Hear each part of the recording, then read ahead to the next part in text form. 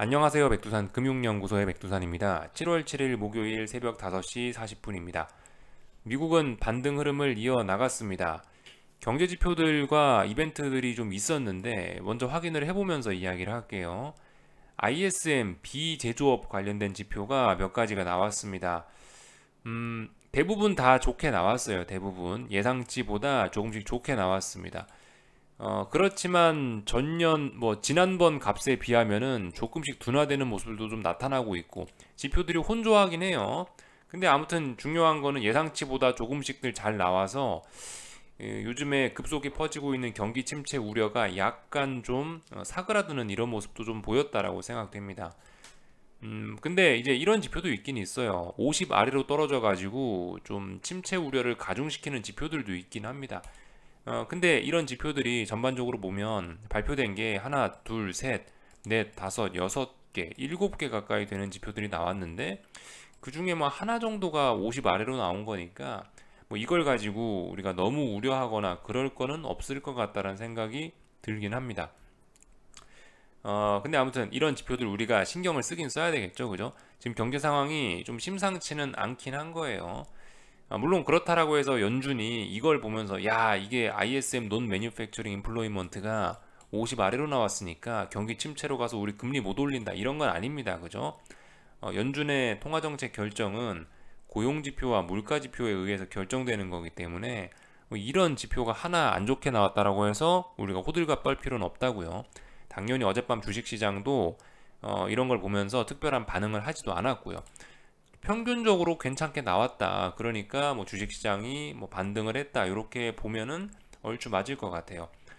그리고 지표를 하나 저기 경제 이벤트가 하나 더 있었는데 이 6월달 FOMC 의사록이 공개가 됐다는 거 우리가 확인을 해봐야 되겠죠.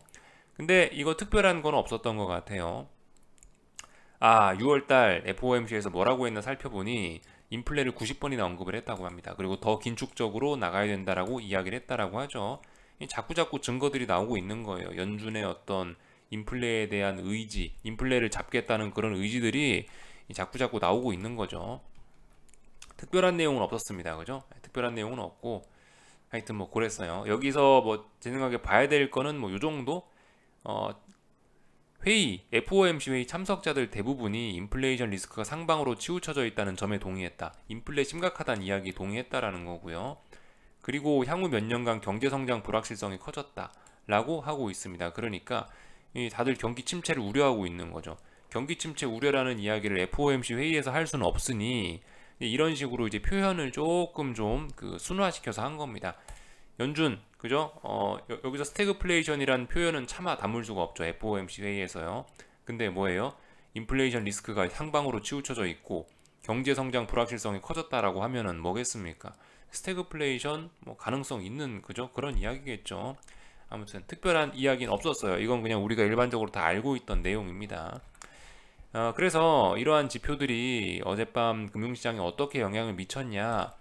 라고 하면 일단은 금리와 달러 이런 걸 봐야 되겠죠. 어젯밤에 금리 같은 경우는 어떻게 됐냐? 이렇게 반등을 했습니다. 기술적 의미와 어떤 기본적 의미 둘 다 살펴볼 건데요. 일단 방금 전에 제가 이슈를 살펴봤죠. 그죠, 여러분들하고요. 제조업 지표들, 아니, 비제조업 지표들, 그럭저럭 괜찮게 나왔죠. 그죠? 하나 제외하고는 그럭저럭 괜찮게 나왔죠. 그러니까 제가 봤을 때는 지표가 괜찮게 나왔다라는 건 지금 뭐다? 연준이 긴축하는데 어떤 재료가 되는 거죠. 연준이 긴축을 해도 괜찮다라는 신호를 주는 거죠. 저런 제조업, 비제조업 지표들이 좋게 나온 거. 제조업이나 비제조업이나. 어쨌든 경제 지표들이 좋게 나온 건 연준의 긴축에 힘을 실어주는 거다. 그러니까 뭐다? 긴축 우려 이런 게 다시 나온다. 그런 의미로서 이렇게 금리가 올랐다라고 볼 수도 있을 것 같아요. 기술적인, 또 그리고 FOMC 회의에서도 또 뭐라고 했나요? FOMC 회의에서도 긴축적인 의사를 계속 밝히고 있으니까 이렇게 금리가 오르는 게 자연스럽다라고 이야기할 수 있을 겁니다. 기술적인 부분에서는 여기 있는 이 자리가 중요한 전저점 자리죠, 그죠? 지금까지 충분히 조정을 거쳤으니 중요한 지지선 부근에 왔으니 장대 양봉이 튀어나오는 거 자연스러운 의미다라고 이렇게 해석할 수도 있겠습니다. 기술적으로 기본적으로 둘 다 상승할 만한 자리에서 상승을 해줬다 이렇게 볼 수가 있을 것 같아요. 우리가 생각해 봐야 되는 점은 여기서 뭡니까? 지금까지 금리가 떨어지면은 경기 침체 우려다라고 하면서 시장이 발발 떨었던 것 같고요. 이제 금리가 또다시 올라오면 어떻게 돼요? 지금까지 좋았던 IT, 빅테크 이런 종목들이 나스닥이 안 좋아질 수 있겠다라는 생각을 하긴 해야 될 텐데 일단 그죠? 일단은 반등을 하긴 했어요. 방향성이 이제 위쪽으로 탄력적으로 치고 올 수 있으려나, 치고 오를 수 있으려나 우리가 이런 부분을 좀 이제 앞으로 좀 잘 봐야 될 겁니다. 하여튼 근데 어젯밤에 이런 점이 일부 뭐 영향을 좀 미치지 않았나 싶긴 합니다. 이 보시면 장중에 좀 탄력적으로 오르던 미국 증시가 뭐 장 막판에 살짝 꺾이는 거 이런 걸 보면은 그죠? 사실 그리고 요즘 시장 변동성이 크기 때문에 1, 2%씩 오르거나 내리거나 해도 이상하지 않은데 일단 뭐 상승폭 둔화 이 정도로 생각할 수 있을 것 같아요. 금리가 좀 제법 많이 오르니까 미국 증시도 좀 주춤하는 것이 아니냐, 상승폭이 좀 둔화되는 것이 아니냐, 뭐 이 정도 생각까지는 해볼 수가 있겠죠. 근데 아무튼 요즘 전반적으로 좀 이 주식시장이든 뭐 금리든 달러든 전부 다 혼조한 것 같긴 해요.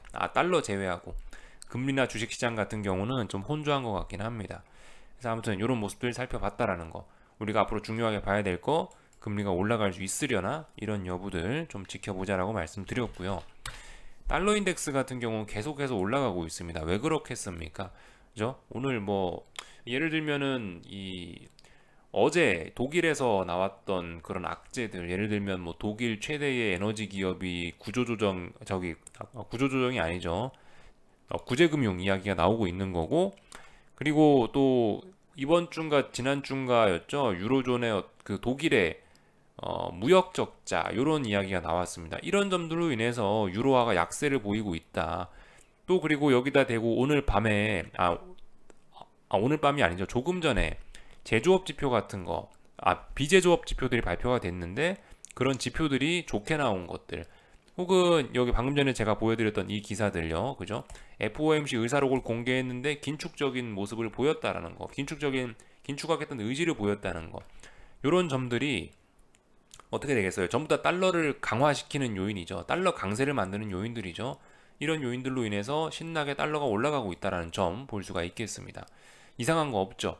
기술적인 측면에서도 지금은 강하게 갈 수밖에 없는 자리죠. 그죠? 전고점 자리를 강하게 장대양봉으로 뚫고 올라가는 거니 위쪽으로 매물대가 잘 없거든요. 그러니까 탄력적으로 오를 수도 있다라고 볼 수가 있겠습니다. 지금 보이시죠? 주봉을 보고 계신데 주봉상으로 사실상 여기 103, 104달러 돌파한 차 가면 위쪽으로 이제 신고가라고요. 매물대가 잘 없다고요. 그러니까 이렇게 오를 수가 있다라고 볼 수도 있겠습니다. 이제 월봉상으로나 봐야 달러 인덱스의 어떤 저항이 조금씩 눈에 띄긴 하죠. 뭐 저항권이 있는 자리라면은 글쎄요, 제가 봤을 때 월봉상에서나 좀 확인이 좀 되는 정도? 어쨌든 근데 이제 어떤 저항권으로 좀 들어오긴 들어왔네요. 그죠? 대략적으로 지금 105에서 한 108 정도 사이는 그래도 어떤 매물대긴 하긴 합니다. 물론 최근 몇 년간 이 매물대가 없었긴 하기 때문에, 그러니까 지금 어떤 굳이 저항을 찾자면은 2002년도에 만들어놨던 자리들에서 저항을 찾아야 되는데 2002년이면 사실상 여기서 저항의 의미를 2002년에 만들어놨던 자리에서 이 최근의 저항 자리 의미를 찾기에는 다소 좀 해석에 좀 무리한 측면이 있긴 있는 것 같아요. 사실상 그래서 여기 뭔가 매물대가 없진 않은데 이 매물대가 무겁진 않을 것이다. 그래서 계속 당분간 탄력적으로 오를 가능성이 있지 않을까. 이렇게 일단 이야기를 드려볼게요. 그렇다면 우리가 생각해 봐야 되는 건 뭐냐? 일단 그죠? 원달러 환율 이런 거 생각해 봐야 되겠죠? 달러가 강세면 신흥국이나 이런 것들은 안 좋을 수 있겠구나 생각할 수가 있겠습니다. 근데 이런 거는 어쨌든 매일매일 꼭 시장이 논리적으로만 움직이라는 법은 없기 때문에, 예를 들면 원달러 환율 같은 거 어젯밤에 달러가 그렇게 올랐는데 오히려 원달러 환율은 어젯밤에 하락하고 있단 말이죠. 조금 전에요. 그러니까 이런 모습 보면은 금융시장의 선반영의 개념 이런 게 얼마나 중요하게 작용하는지 이런 거 보면서 우리가 느낄 수 있는 겁니다. 뭐 달러 인덱스가 오늘 급등했는데 원달러 환율 하락하면 안 되나요? 그런 법 없죠. 그러니까 그러니까 이런 것도 받아들이셔야 되는 거고, 어차피 상승 추세 중이긴 하거든요. 오늘 하락했다라고 해서 이 추세가 특별히 뭐 문제가 생기고 이런 거 아닙니다. 원래 가던 방향으로 앞으로 계속 가는 와중에 이 7월 5일 날, 이 어제라 표현해야 되나 이틀 전이라 표현해야 되나, 요날 너무 급하게 움직였으니까 여기에 대한 조정이 나오는 거다. 이렇게 그냥 봐주시고 넘어가면 되겠죠. 이 정도 보고 이 정도 보면 될 것 같고요. 그래서 이제 미국 증시를 좀 살펴볼 건데요.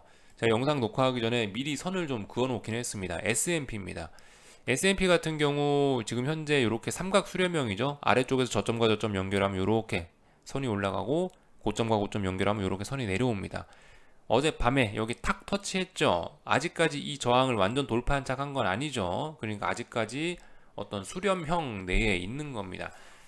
그리고 반등해야 될 자리에서 계속 반등하고 있기 때문에 이상한 거 없죠. 그러니까 반등 올라오고 있으니까 일단 아직까지는 뭐 가만히 좀 어떤 시기를 기다려 보시는 게 어떨까 싶습니다. 추세적으로 하방 포지션을 잡으셨던 분들 같은 경우도 일단 계속 그냥 가만히 계셔 보는 게 어떨까 싶고요. 아직 뭔가 공격적으로 움직이기에는, 아직 뭔가 이걸 갖고 판단을 하기에는 조금 이른 것 같다는 생각이 듭니다. 더 오를 거면 여기 있는 이 추세선을, 이 위에서 내려오는 이 추세선을 돌파 한 장 하거나 아니면 3,900을 넘어서야 뭐가 좀 이제 본격적으로 오를 수가 있겠죠. 아직까지는 뭐 상승하고 있고 반등 중이라고 합니다만은, 그럼에도 불구하고 여기다 대고 큰 의미를 부여하기는 일단 다소 어려울 것 같다는 생각입니다. 나스닥도 그래요. 나스닥도 이렇게 최근에 이렇게 좁은 구간에서 이렇게 삼각 수렴형 같은 걸 그어 보면은 이런 모습이 나오긴 합니다. 그래서 아직까지 이런 라인들 넘지 못했죠. 이건 어쨌든 굉장히 단기적인 관점에서 말씀드리는 거예요. 이 단기적인 관점에서 이것도 지금 못 넘어서고 있는 겁니다. 이거 넘어서면 한 12,200까지는 다시 상승할 수 있다, 이렇게 볼 수가 있겠는데 아직 눈앞에 있는 이 저항도 돌파 한창 하지 못했으니까 아직까지는 그냥 혼조한 구간에서 시장이 방향성 모색하고 있구나, 이 정도로 보시는 게 좋지 않을까 싶습니다. 빅스 지수까지 좀 살펴보면은 미국 증시 이야기를 다 할 수 있을 것 같은데, 빅스 같은 경우 이제 장 막판에 시장이 약간 주춤하면서 흔들리면서 다시 27 부근에 지지력 자리에 내려왔어요. 물론 음봉입니다. 하락이고요. 그러니까 더 죽을 수 있다라고 보는 게 합리적이긴 한데, 근데 어쨌든 아직까지 오늘 밤까지 해서 이 27이라는 자리를 완전히 붕괴시키지는 않은 겁니다. 그죠? 그러니까 다시 살아날 수도 있어요. 지금 굉장히 껄끄러운 자리임에 분명합니다. 그러니까 이게 뭐예요? 이런 빅스도 애매한 모습이죠. 그러니까 오늘 밤에 이제 또 다가올 미국 장이 좀 다소 좀 중요한 의미를 가지긴 할 겁니다. 오늘 밤, 그러니까 미국이 지금 다시 꺾일 수도 있긴 한 거죠. 왜냐하면 이제 추세선 내려오는 거에 대한 저항을 어젯밤에 일단 탁 의식을 하긴 했으니까요. 넘어가는지 못 넘어가는지를 이제 오늘 밤에 확인을 해야 되는 겁니다. 저 자리가 넘어가진다면, 이제 상승을 한다면은 빅스는 좀 죽어 내려오면서 전저점까지 한 24부근까지 목표치가 열리게 되는 거고, 시장은 좀 안정적으로 룰루라라 반등을 할 수 있게 될 거고, 혹시나 이제 오늘 밤에 미국 증시가 또 잘못 삐끗 미끄러지면 이 빅스 또 올라오면서 시장이 또 굉장히 급격히 안 좋아질 수도 있는 거죠. 다시 전저점 테스트하러 갈 수도 있는 거죠. 그러니까 아직까지 이 증시의 애매함, 증시의 방향성이 안 나온 게 이 빅스를 봐도 보이고 뭐 그렇다라는 겁니다. 뭐 금리를 봐도 지금 좀 혼조하죠, 그죠? 금리 같은 경우 방금 말씀드렸다시피 이게 지금 탄력적으로 오를지 말지, 여기서 조정을 끝낼지 말지 이런 거 고민하고 있는 그런 과정이라고요, 그죠? 네, 이 정도 이야기를 그래서 드려봤습니다. 반도체 지수도 우리가 한번 살펴봐야 되는데요. 반도체 지수 일단 반등하고 있죠. 이런 모습이에요. 이 한국 증시, 그래서 간단하게 좀 이야기를 할 건데, 한국 증시 같은 경우 어떻습니까? 지금 한국 증시 같은 경우는 일단 300자리가 중요한 지지력이라고 계속 강조를 해서 말씀을 드리고 있습니다. 300이 중요한 지지력인데 이 개인들이 투기적인 하방 베팅을 너무 많이 하고 있어서, 그러니까 이 사공이 너무 많으면 배가 산으로 간다라고 하고 있잖아요. 좀 다소 배가 산으로 가는 그런 측면이 좀 있긴 있습니다. 그러니까 미국 증시도 지금 잘 빠지지 않고 있는 것 같고요. 그러니까 보시다시피 반도체 지수도 이렇게 반등하고 있는 것 같고요. 물론 이제 달러 인덱스는 많이 올라갔는데 막상 원달러 환율은 이제 지금 하락 중이잖아요. 그러니까 이래저래 지금 한국 같은 경우는 제 생각에 300짜리 선물 300을 붕괴시키기가 쉽지가 않다라는 생각입니다. 코스닥 시장은 어때요? 여기 선물 지수 기준으로는 한 1030 정도 되는 자리인데요. 선물지수 기준으로 1030을 붕괴하기는 예, 지금 당장 붕괴하기는 쉽지 않아 보인다. 이런 이야기 드리고 있습니다. 그죠? 그래서 이 정도 살펴보면 될 것 같고, 뭐 물론 뭐 미국이 올랐다고 꼭 한국이 오르라는 법은 없습니다. 근데 이 중요한 거는 한국 증시가 지금 둘 다 중요한 지지선 부근에 있으니까 이게 이제 좀 문제가 될 수 있다라는 거죠. 하방을 보시는 분들께요. 예, 그런 점들 생각하셨으면 좋겠고, 이 한국 증시도 300 부근이고 또 미국 증시도 상승하려 그러고, 그러니까 지금 보시면 구리값도 최근에 급락하다가 이 예, 조금 전에 아래 꼬리를 달고 좀 반등세를 좀 보이는 것 같긴 하죠. 하여튼 지금 전 세계 증시가, 전 세계 금융시장이 지금 좀 뭔가 좀 애매한 상황에서 반등을 시도하는 듯한 모습이 보입니다. 그 와중에 뭐예요? 오늘 그 와중에 어제라고 표현해야 되겠죠. 어제 중국 증시는 3,400이라는 자리를 붕괴시키면서 분위기가 안 좋아지고 있고, 이게 그러니까 지금 금융시장이 정말 혼조하긴 혼조합니다. 그래서 계속 말씀드리는 게 각기 대응해야 된다고요. 미국 증시는 상승하려 그러죠. 그러면 미국 증시 상승한다라고 봐주고, 말씀드렸다시피 이 중국 증시 같은 경우는, 상해종합 같은 경우는 보시다시피 이렇게 하락하잖아요. 그러면 얘는 하락하는구나라고 하락으로 봐주시고, 한국 증시는 어떻습니까? 한국 증시는 또 답답하죠. 한국 증시 보고 있으면요, 답답하니까 답답한 거에 맞춰서 거기에 대응을 해줘야 되지 않겠습니까? 그죠? 솔직히 그 바로 300을 붕괴시킨다고 생각은 일단 하지 않고 있고, 그러니까 거기에 맞춰서 대응을 해주면 될 것 같아요. 이 정도 이야기를 그래서 좀 드려봤고, 국제유가 중요합니다. 그죠? 국제유가 굉장히 중요한데, 어젯밤에 아니죠. 조금 전에 급락을 해서 95달러 딱 터치했습니다. 95달러 테스트하고 왔어요. 일단 다시 반등을 시도 중이긴 한데 지지력이 잘 없죠. 예. 경기 침체 우려 이야기를 제가 이 국제유가 급락하는 걸 가지고 드렸는데, 가능성이 좀 살살 좀 보이긴 하는 것 같습니다. 95달러는 중요한 지지선이기 때문에 일단 저런 반응이 나오는 게 자연스럽긴 하고요. 95달러 부근의 지지력 테스트를 우리 앞으로 좀 눈여겨 보자고요. 전 개인적으로 국제유가를 굉장히 좀 중요하게 봅니다.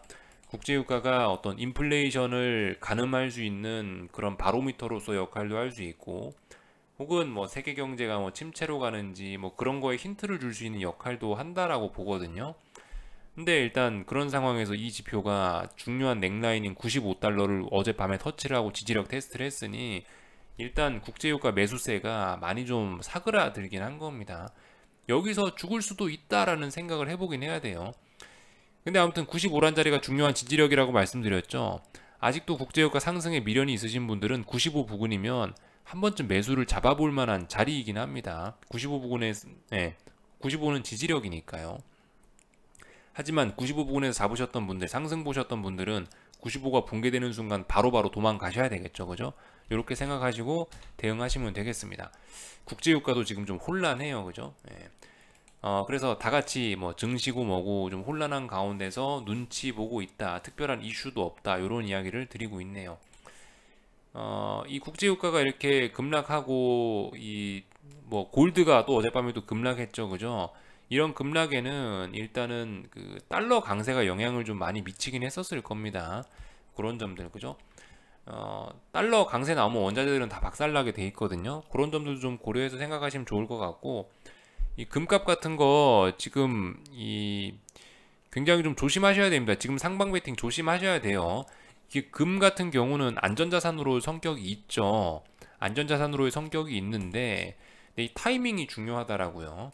그러니까 이 예를 들어서 지금 같은 경우는 경기 침체의 구간은 아니죠. 아직까지는요. 아직까지 경기 침체인지 확인되진 않았죠. 다만 이제 세상이 불안하니까 달러가 짜불짜불 올라갑니다. 안전자산 선호 아직 이런 게 본격적으로 나타나는 시기는 아니죠. 그죠? 그냥 달러만 불안하니까 계속 올라가는데, 달러가 계속 올라가니까 금값은 계속 떨어질 수밖에 없습니다. 근데 언젠가 이 금이 안전자산으로서 부각받는 때가 오긴 와요. 예를 들면 이제 어떤 뭐 기업이 도산했다, 뭐 정부가 디폴트 됐다라고 하면서 본격적인 금융위기가 날라 그러면 이제 그럼 이제 금이 다시 안전자산으로 부각되면서 그때는 급등할 수도 있어요. 근데 지금은 말씀드렸다시피 어떤 위기가 난 게 아니죠. 그죠? 지금 위기가 난 게 아닌 상황이기 때문에 다소 애매합니다. 네, 지금 같은 경우 그래서 이 달러 강세의 영향으로 그냥 줄줄줄 죽어내리고 있는 거죠.